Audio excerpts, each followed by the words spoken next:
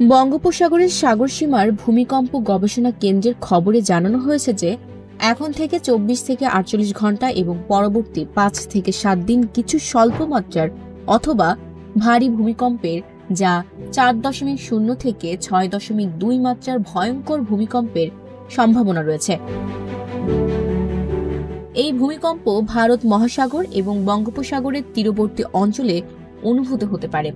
এই ভূমিকম্প ভারতের উড়িষ্যা, অন্ধ্রপ্রদেশ, তামিলনাড়ু, বিশাখাপত্তনম, কলকাতা, কেরালা, পশ্চিম বাংলা এবং বাংলাদেশের চট্টগ্রাম, কক্সবাজার, টেকনাফ, সেন্ট মার্টিন, ভোলা, বরিশাল, সুন্দরবন এবং মায়ানমার, থাইল্যান্ড, ইন্দোনেশিয়া, শ্রীলঙ্কা, মালদ্বীপ এমনকি এর প্রভাব আন্দামান সাগর বঙ্গোপসাগরের মিলন জংশনে 23 থেকে 30 নভেম্বরের মধ্যে যে কোনো সময় আঘাত হানতে পারে। এটি একটি সতর্কতা বার্তা। এটা ঘটতে পারে আবার নাও ঘটতে পারে বলে জানিয়েছে ভূমিকম্প পূর্বাভাস অধিদপ্তর ভারত।